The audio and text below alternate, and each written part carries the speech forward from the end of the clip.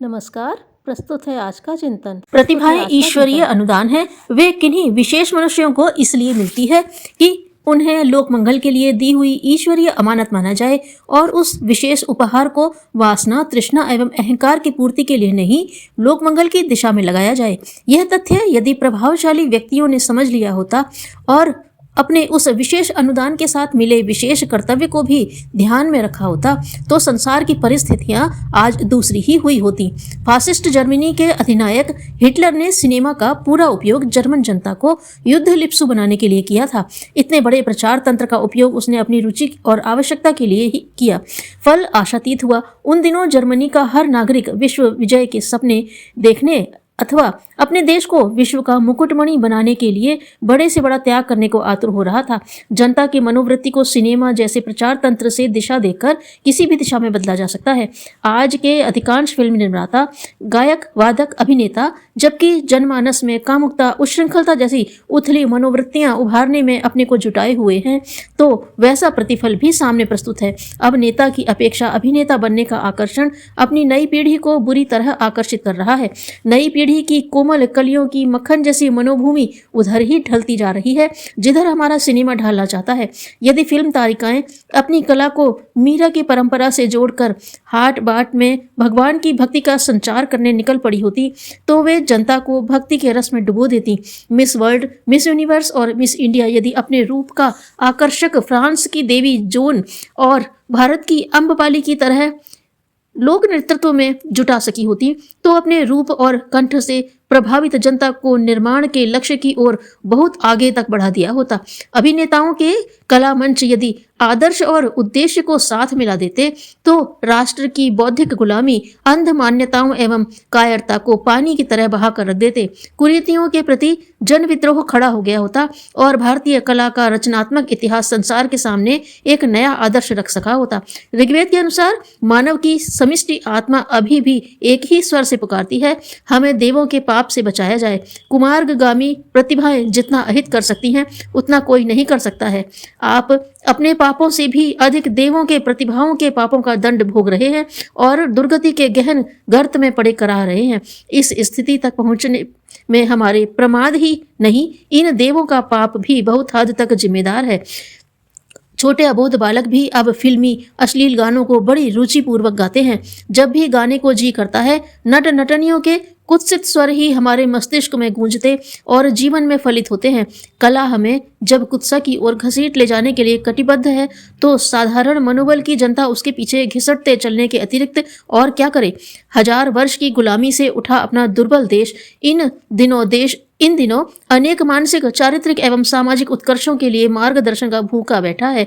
उसकी क्षुधा बुझाने में प्रयुक्त होकर कला जन नेतृत्व कर सकती थी और अपनी सार्थकता सिद्ध कर सकती थी, पर आज तो वह गिरे को गिराने, मरे को मारने की नीति अपना रही है और कला के लिए जैसे झूठे नकाब ओढ़कर अपनी अवांछनीयता पर पर्दा डालने की कोशिश कर रही है।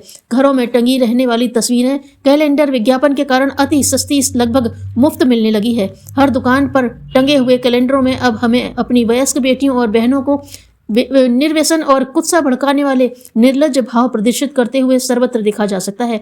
निसंदेह नारी नर से श्रेष्ठ है। वह माँ, बहन और बेटी की अति पवित्र दृष्टि से देखे जाने योग्य है। नारी का सम्मान मनुष्यता का सम्मान है। उस गौरव के प्रति श्रद्धा की अभिव्यक्ति किसी समाज की महानता और उज्जवल भविष्य की संभावना व्यक्त करती है। इन देवियों को शालीनता की प्रतिमा और श्रद्धा की प्रतीक रखा जाना चाहिए। हमारी आंखें उनके प्रति सहज पवित्रता एवं श्रद्धा से भरी रहनी चाहिए, पर जब दसों दिशाओं में उसका रमणीय कामिनी रूप ही निखारा जाएगा और उसे वेश्या की तरह उत्तेजक बनाकर खड़ा किया जाएगा तो हर मन में छिपा हुआ असुर भड़केगा ही। नारी का सहज आदर्श संजोए रखना उसके दुर्बल मन के लिए कैसे संभव होगा। पत्नोन्मुख होने के कारण इस चित्र प्रचार से मोहित किया हुआ दुर्बल मानव क्रमशः मानसिक व्यभिचार से आगे बढ़ता हुआ शारीरिक व्यभिचार की ओर द्रुत गति से अग्रसर होता है। देखने में बात जरा सी है, बाजारों में बिकने या मुफ्त बंटने वाले कैलेंडरों, पत्र पत्रिकाओं में छपने वाले आकर्षक चित्रों के पीछे हमें एक ही कुत्सा अट्टहास करती दिखती है, जिसका अर्थ है युवा नारी की निर्वसन, निर्लज्ज कामुकता का प्रदर्शन। लगता है अब इसके अतिरिक्त नारी जीवन का कोई रूप देखने लायक ही नहीं रहा ही नहीं। वैश्या के अतिरिक्त बालक बालिका पशु पक्षी प्रकृति नदी सरोवर पुष्प पल्लव आदि में कहीं कोई आकर्षण है ही नहीं। चित्रकार के लिए चित्र प्रकाशन के लिए कला का और कोई क्षेत्र छूने योग्य रहा ही नहीं। जो किया जा रहा है उससे निसंदेह हमारा भीतरी असुर मानसिक व्यभिचार में ग्रस्त होगा और फलस्वरूप हमारी सारी उत्कृष्टताएं जड़ कटे वृक्ष की तरह जमीन पर गिरकर मुरझा जाएंगी। साहित्य ने कविता ने श्रृंगार संयोग विरह काम कलाप कामिनी स्मरण रीतिकाल जैसे कुत्साएं ही चित्रित करते रहने तक अपनी सीमाएं आबद्ध कर ली तो जहाजों को मार्गदर्शन करने वाले प्रकाश स्तंभ बुझ ही जाएंगे। कुत्साएं तो अपने आप उभरती रहती हैं। मौसम आने पर कुत्तों से लेकर कीट पतंगों तक काम कौतुक के आवेश से स्वयमेव उन्मुक्त हो जाते हैं। वासना की प्रेरणा इतनी प्रबल है कि उसे नियंत्रित रखा जा सके तो ही उचित है। यदि उसे भड़काया गया तो यह आग हमारी पारिवारिक पवित्रता को दाम्पत्य जीवन की वफादारी को स्वाहा करके छोड़ेगी। साहित्य सरस्वती का स्वरूप है। उसे मानवीय महत्ता में आग लगाने के लिए प्रयुक्त न किया जाए। कविता स्वर्गीय अभिव्यक्ति है। इसे कामुकता भड़काने जैसे गर्हित प्रयोजन के लिए नियोजित न किया जाए। जब कवि की कल्पना और लेखक की सृजन प्रतिभा मनुष्य को पशु और पिशाच बनाने में अपना जौहर दिखाने में लगी हुई है तो बम वर्षकों टैंकरों तोपों और अणुबमों से भी भयानक विनाश इस संसार का होगा। इन दिनों धन का वर्चस्व अत्यधिक है। सारी कलाएं उससे हेटी पड़ गई हैं और लगभग सभी ने उसकी अधीनता स्वीकार कर ली है। धन का प्रलोभन देकर गायक वादक चित्रकार अभिनेता कवि साहित्यकार पत्रकार धर्मगुरु राजनेता सभी अपने वश में किए जा सकते हैं और उन्हें कठपुतली की तरह नचाया जा सकता है। अथवा यूं कहना चाहिए कि सभी कलाएं धन की कृपा कटाक्ष प्राप्त करने के लिए अपना शील सतीत्व बेचने के लिए लालायित फिर रही हैं। प्रतिभाएं धन के द्वारा खरीदी जा रही हैं और वे खुशी खुशी अपना आत्मसमर्पण करके उसकी इच्छा अनुसार नाचने के लिए बाजारू वेश्या की तरह अपना साज श्रृंगार सजाए बैठी हैं। जिन्होंने प्रलोभन के आगे झुककर कुमार्ग पर चलने और कुकर्म करने से इनकार कर दिया हो ऐसे कलाकार इस अंधेरी अमावस में दीपक लेकर तलाश करने पड़ेंगे। गरीब गांव की सती साध्वी शीलवती को सामान्य ग्रामीणों की तरह रूखा सूखा खाकर और फटा टूटा पहनकर संतोष करना पड़ेगा। पर जो नव यौवना श्रृंगार सजाने बहुमूल्य वस्त्राभूषण पाने सौंदर्य प्रसाधन जुटाने और ऐश आराम के गुलछर्रे उड़ाने को मचल रही हो उसके बारे में क्या कहा जाए। लगता है आज सर्वत्र फैशन की धूम मची है। अब तपस्विनी का वेश किसी को पसंद नहीं।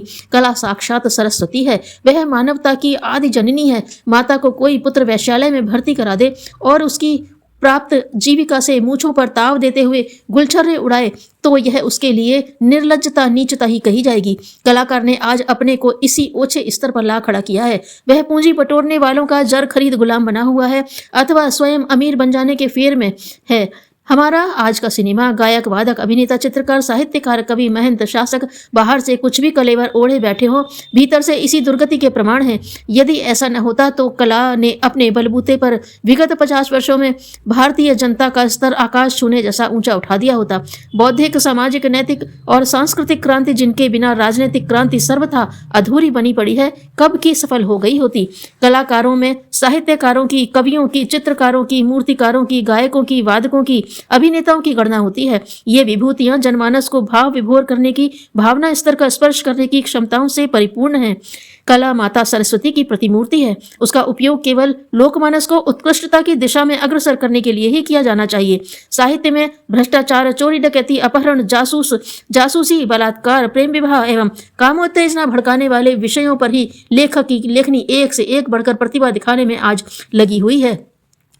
कला को जो मानवीय मर्मस्थल का स्पर्श करने में समर्थ थी मनुष्य में देवत्व का उदय कर सकती थी उसने विपरीत दिशा में चलने की ठान ली है। इसका दुष्परिणाम जनमानस में दिन दिन बढ़ते हुए कलमश के रूप में सर्वत्र देखा जा सकता है।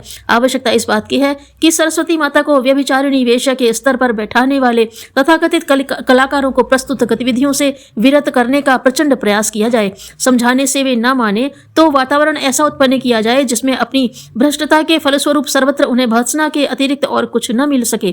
प्रत्येक कलाकार को यह समझाना है कि उस विभूति को पाकर उसके ऊपर जो अतिरिक्त उत्तरदायित्व आते हैं उन्हें पूरा करने के लिए उसे ईमानदारी से प्रयास करना चाहिए। कला को उसी लक्ष्य के बिना नियोजित किया जाना चाहिए जिसके लिए उसका आविर्भाव हुआ है। गड्ढे में जमा पानी, पेट में रुका अन्न, न उपयोग की जा रही विभूति, तीनों सड़ते हैं। जो सर्वसाधारण को नहीं मिला वह उस विशेष अमानत को भगवान के कार्यों में ही खर्च करें। धन्यवाद।